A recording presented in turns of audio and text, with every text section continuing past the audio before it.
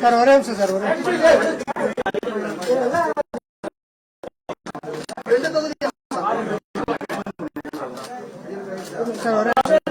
நிமிஷம் சார்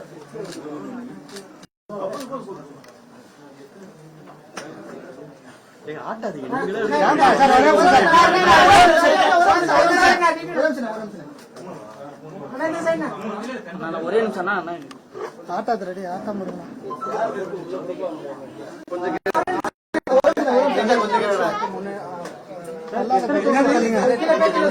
அந்த பேச்சுவார்த்தையின் அடிப்படையில் தற்போது ஒப்பந்தமானது கையெழுத்தாகிறது.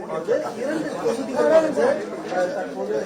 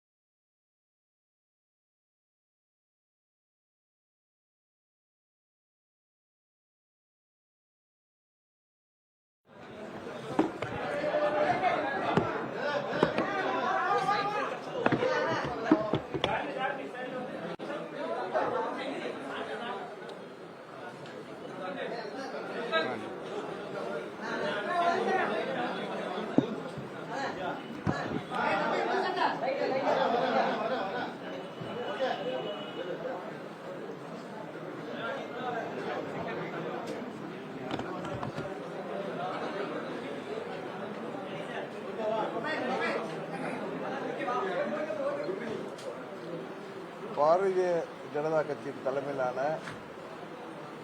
தேசிய ஜனநாயக கூட்டணியில் அம்மா மக்கள் முன்னேற்ற கழகம் நாங்கள் கேட்ட 2 தொகுதிகளை எங்களுக்கு கொடுத்திருக்கிறது. அதை வந்து பிஜேபி சைட்ல இருந்து வெளியிட்டாதான் சரியா இருக்கும், அவங்க சொல்லுவாங்க. இன்னும் முடிவு பண்ணல, இனிமேதான் போய் எங்க முக்கிய நிர்வாகிகளா வந்திருக்காங்க. இனிமேதான் அவங்க அதாங்க அது அவங்க அறிவிக்கிறது தான் பாஜக தரப்புல இருந்து அறிவிப்பாங்க. வேட்பாளரா அவங்கள்ட்ட கிளியரன்ஸ் வந்து அறிவிச்சு அவங்களுடைய கமிட்டில இருந்து நாங்க கேட்டுட்டு டெல்லியில இருந்து அது சொல்றோம்னாங்க. நான் எப்ப வேணாலும் வந்துடலாம். குக்கர் சின்னத்துக்கு தான் நாங்க அப்ளை பண்ணிருக்கோம். இன்னும் வரல. we are waiting for the reply. வரல.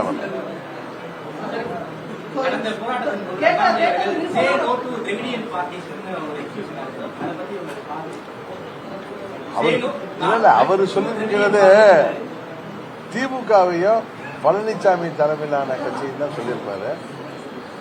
நாங்கள் வந்து அம்மா என்கிற மாபெரும் சக்தியை அடையாளமாக கொண்ட கட்சி. அதனால எங்களை வந்து பேர்ல திராவிடம் இல்லாததுனால அப்படி சொல்லியிருக்கலாம். பட் அம்மாங்கிறவங்க திராவிட பாரம்பரியத்தின் பரிணாம வளர்ச்சிங்கிறது எல்லாருக்கும் தெரியும்.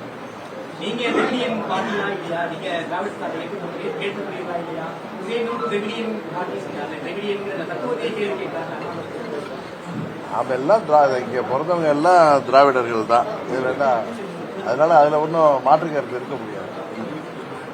எப்படி எதிர்கொள்ள போறாங்க இந்த தேர்தலை? 3 முனை போட்டி இருக்கு. உறுதியாக எங்கள் வேட்பாளர்கள், என்டிஏ கூட்டணியின் வேட்பாளர்கள் இந்த முறை பெரிய சாதனை படைப்பார்கள் என்ற நம்பிக்கை எங்களுக்கு இருக்கு.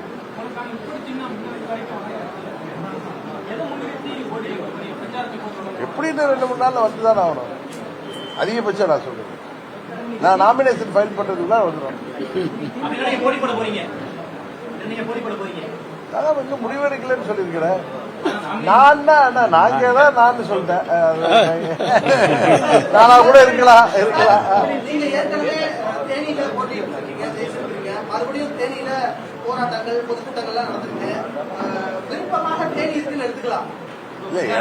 அதாவது நான் பிறந்த மண் தஞ்சை. அரசியல்ல அம்மா அவர்கள் என்னை முதலாக அறிமுகப்படுத்தி நான் அரசியல்ல பிறந்த மண்ணுனா தேனி மாவட்டம் பெரியகுளம் பாராளுமன்ற தொகுதி. அங்க ஒவ்வொரு மூலை முழுக்கும் 10 ஆண்டுகளாக நான் சுற்றி வந்தவன். அந்த பகுதி மக்களோட எனக்கு பெரிய பாசப்படைப்பு உண்டு. நான் அங்கே போட்டியிட வேண்டும் என்ற கோரிக்கை நீண்ட நாட்களாக இருக்கிறது. வெயிட் பண்ணுவோம், இந்த முறை பார்ப்போம்.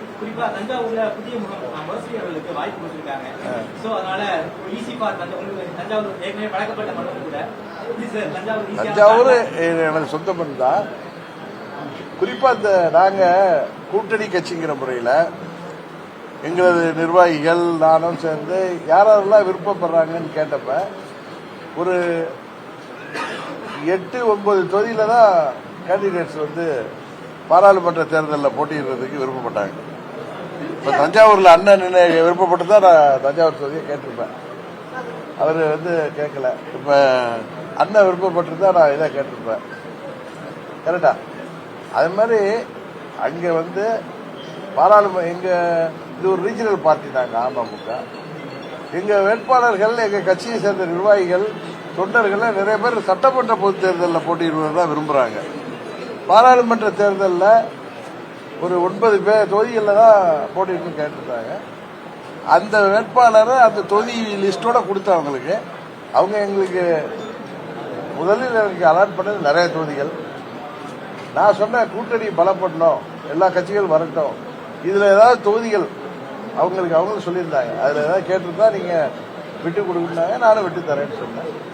கடைசியாக எண்ணிக்கைங்கிறது முக்கியம் இல்ல, எங்கள் கூட்டணி வெற்றி பெறணும். அதற்காக இந்த தேர்தலில் அம்மா மக்கள் முன்னேற்ற கழகம் தமிழ்நாடு முழுவதும் சிறப்பாக உழைக்கும். அமமுகவுக்கு 2 தொகுதிகள் போதுமானதா? ஏன்னா கூடுதல் தொகுதிகள் நீங்க கேட்டு பெறுவீங்கன்னு எதிர்பார்த்தது இல்ல. நாங்க வந்து போதும் என்கிற மனமே பொன் செய்யும் மருந்துன்னு சொல்லுவாங்க. அது மாதிரி நாங்க 9 தொகுதியில எங்களுக்கு வேட்பாளர்கள் தயாராக இருக்கிறார்கள். 9 தொகுதி கொடுத்தாலும் நாங்கள் போட்டியிடுகிறோம். இல்ல கூட்டணி அந்த நாங்க விருப்பப்பட்ட தொகுதி தானே கேட்கிறோம். அதை மற்ற கட்சிகள் யாராவது கேட்டால் அதுக்கப்புறம் அதுக்கு தகுந்த மாதிரி முடிவு பண்ணலாம். நான் முதல் நாளே மத்திய இணையமைச்சர் மாண்புமிகு முருகன் அவர்களிடம் பாரதிய ஜனதா கட்சியின் தமிழ்நாடு தலைவர் நண்பர் அண்ணாமலை அவர்களும் சொல்லிட்டேன். அவங்க முதல்ல எனக்கு வேற நம்பர் சொல்லியிருந்தாங்க. நானும் இந்த தொகுதிகளை ஒத்துக்கிட்டு இருந்தேன். அப்புறம் பல கூட்டணிகள் வர்றப்ப சில தொகுதிகளை அவங்க என்கிட்ட அதை வேணும்னு கேட்கிறப்ப நான் கொடுத்தேன். கடைசியாக இந்த 2 தொகுதிகளையும் நாங்கள் போட்டு இன்னும் சொல்ல போனா நான் எங்களுக்கு ஒரு தொகுதி கூட இருந்தா கொடுங்க, ஏன்னா கூட்டணிக்கு எது கொடுக்குன்னா கொடுங்கன்னு சொன்னா இல்ல நீங்க குறைந்தபட்சம் 2 தொகுதியிலாவது போட்டியிடணும்னு அவங்க சொல்லிதான் 2வது தொகுதியை கடந்த சட்டமன்ற தேர்தலில் தென் மாவட்டங்களில் அதிமுக மிகப்பெரிய தோல்வி மாநிலத்தில் வாக்கலாம் அப்படின்னு ஸோ எந்த ஏரியாவில் நீங்க கேட்டீங்க? தென் மாவட்டத்தில் கேட்டீங்களா, டெல்டாவில் கேட்டீங்களா? எந்த வட்டாரத்தில் நீங்க சீட் கேட்குறீங்க? உங்க மனசுல என்ன இருக்கு? தென் மாவட்டமா இல்ல டெல்டாவா? இந்த ஏரியா சார் ஒன்னே சொல்றேன். எங்கள் இயக்கத்திற்கு 75 ஆண்டு திமுகவிற்கும் 50 ஆண்டு பழனிசாமி கட்சிக்கும் இணையாக நிர்வாகிகள் கட்டமைப்பு தமிழ்நாடு முழுவதும் இருக்கு.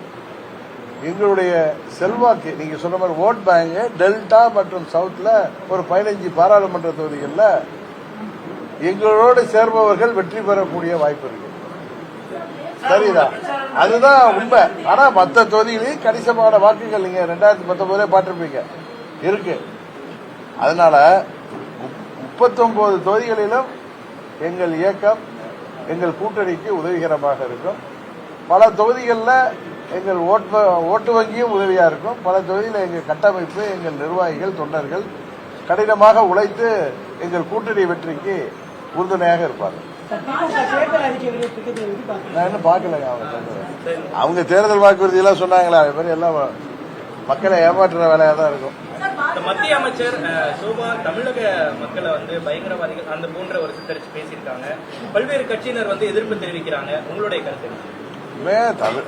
யாரோ ஒருத்தர் தீவிரவாதி இருந்தா அந்த மாநில மக்களை தீவிரவாதிகள் போல் சித்தரித்து பேசுவது யார் செய்திருந்தாலும் தவிர அந்த மத்திய அமைச்சருடைய அந்த கூற்றை நான் வன்மையாக கண்டிக்கிறேன். அவங்க உண்மையா சொல்ல போனா அவங்க என்ன சொன்னாங்க? அவங்க தமிழகத்தில் இருக்கக்கூடியவங்க பயங்கரவாதிகள் அப்படின்றது போல சித்தரிச்சவங்க போல சொல்றதெல்லாம் நீங்க மீன் பண்றதில்ல. அவங்க சொன்ன வேர்டை எனக்கு உண்மையாவே நான் பார்க்கல. அவங்க என்ன வார்த்தை சொல்லியிருந்தாங்களோ அதை ரிப்பீட் பண்ணுங்க. தொடர்புடையவர்கள் தமிழ்நாட்டில் வந்தவங்க கிருஷ்ணகிரியில பயிற்சி எடுத்துக்கிட்டாங்க.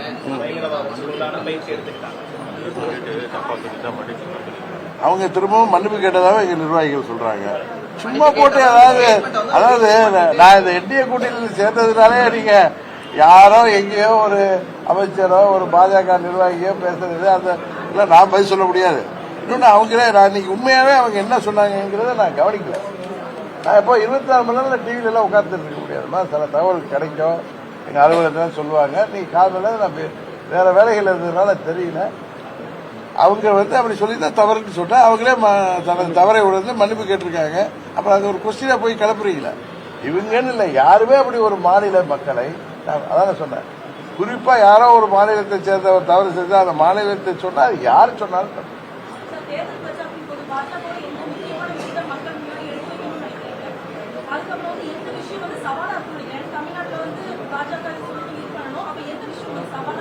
அதாவது 3வது முறையாக பாரத பிரதமராக பிரதமர் மோடி அவர்கள் வரப்போவது உறுதி. அவருக்கு ஏன்னா அவர் செய்த சாதனைகள் 10 ஆண்டு சாதனைகள், ஊழலற்ற நிர்வாகம், இந்தியாவை வளர்ச்சி பாதையில கொண்டு செல்வது, இன்னும் வருங்காலங்களில் ஒரு சிறந்த வல்லரசு நாடாக மோடி அவர்கள் இந்தியாவை உயர்த்துவார் என்பது எல்லோருக்கும் உள்ள நம்பிக்கை. அதனால திரு மோடி அவர்கள் மீண்டும் பிரதமராவதற்கு தமிழ்நாட்டு மக்களும் தயாராகி கொண்டிருக்கிறார்கள். அதில் நான் உங்களுக்கு சொன்ன மாதிரி அம்மா மக்கள் முன்னேற்ற கழகம் ஒரு அணிலை போல திரு மோடி அவர்கள் மீண்டும் பிரதமராவதற்கு நாங்கள் தமிழ்நாடு முழுவதும் கடுமையாக பணியாற்றுவோம். சவால் என்று எதுவும் இல்லை. ஏதாவது திமுக கூட்டணிகள் பொய் பிரச்சாரத்தை நாங்கள் வீடு வீடாக சென்று முறியடிப்போம் சொல்லுவோம். சரி.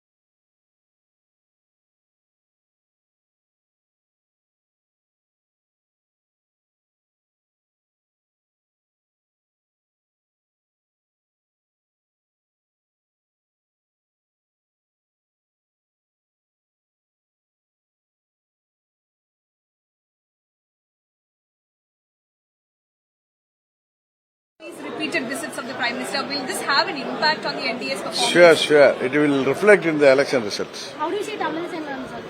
Rejoining in BJP, sir? Actually, she is from BJP. Yeah, she was governor and now she's... She openly told, I want to serve for the people, so I have come. And what is that? Do you think it will add more stamina to the BJP in Tamil Nadu, like her presence here? So she is very popular already. And surely, if she converts, I feel that she will win. So there's a perception that the ADMK has been isolated in this election, no major party really going to the ADMK side for alliance. How do you look at the state of affairs as far as the ADMK is concerned? The ADMK, because of few people's selfishness and greediness, the party is slowly getting, what to say, it is becoming, day by day, it is becoming weak. Palanichami will finish everything, and after that, after Palanichami goes away, we all will, Amma's followers will unite together, and we will capture the party and give it to the cadres. Sir, did you joining the NDA? Do you think NDA will push the ADMK to third, and is that the plan of action for? We wait and see. So did you talk... கீழே விட்டனா மாட்டி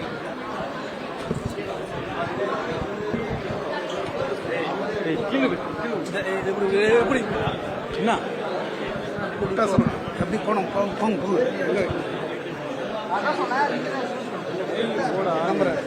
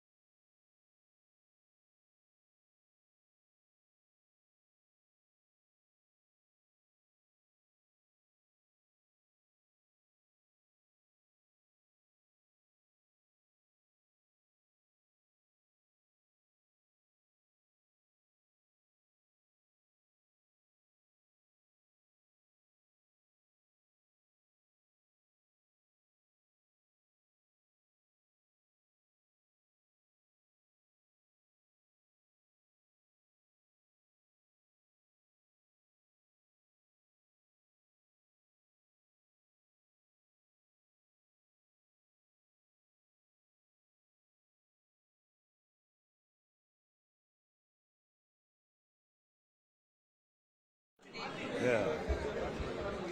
They have allotted 2 seats. Even they were willing to allot more seats. We told that it's enough because we have to, in order to strengthen our alliance, they have to allot seats for other parties. So we have told them openly that we want only 2 seats, and they have given us the 2 seats. What are the 2 seats that you... And that I should not reveal it now. Only BJP only release those names. So there's Are you huge contesting? speculation. Are you contesting? Are you contesting? Not yet decided. But today I will decide actually. So will you be contesting on this? Yeah, no. Mostly, we have applied for cooker symbol, and I think that there will not be any problem. It was available when we applied. It was available in the Election Commission website. So I think there will not be any problem. AMK played very crucial role in 2019 election, 2021, like segregating the votes, what ADMK from votes. So what would be AMK votes in this election? In this election, our AMK vote bank will be helpful for the India Alliance to win more number of seats. So did you look at DMK's manifesto? No, not yet. We know about DMK's manifesto. They will bluff anything in order to get the vote. They will say anything, but they will not do anything. Sir, there are speculations. Do you think the BJP's vote is increasing? You've been campaigning, you've been putting across the state. What's the sense you're getting from See, already BJP, whether you accept it or not, whether I accept it or not, they have grown in Tamil Nadu. Surely it will be, you will come to know in the election results. So you're kickstarting your election campaign from Theni. Yes. What is the significance of that place for you? And also there are speculations that you could be contesting. And that I am not yet decided, but that is a place, I like, I have some personal connection with that area. So for Parliament, I wanted to start from there. Assembly is also one constituency where Yeah, it was there in the air, but I am not yet decided. So you shared the stage with the Prime Minister yesterday. What do you make of these repeated visits of the Prime Minister? Will this have an impact on the NDA's performance? Sure. It will reflect in the election results. how do you see Tamil Sangam, sir, rejoining in BJP, sir? Actually, she is from BJP. Yeah, she was governor and now she's... She openly told, I want to serve for the people, so I have come. And what is the... Do you think it will add like more stamina to the BJP in Tamil Nadu, like her presence here? Sure, she is very popular already. And surely, if she converts, I feel that she will win. So there's a perception that the ADMK has been isolated in this election. No major party really going to the ADMK side for alliance. How do you look at the state of affairs as far as the ADMK is concerned? The ADMK, because of few people's selfishness and greediness, the party is slowly getting, what to say, it is becoming, day by day, it is becoming weak. Palanichami will finish everything, and after that, after Palanichami goes away, we all will, Amma's followers will unite together and we will capture the party and give it to the cadres. Sir, did you joining the NDA? Do you think NDA will push the ADMK to third, and is that the plan of action for? We wait and see, wait and see. People will push it to the third. Did you talk to Sasikala ma'am? So what is her mindset now? Like, did she talk anything politically to you after? No. Normally I will not talk to her regarding politics because I am independent. So as a relative I used to speak to her. Thank you, sir. Thank you, sir.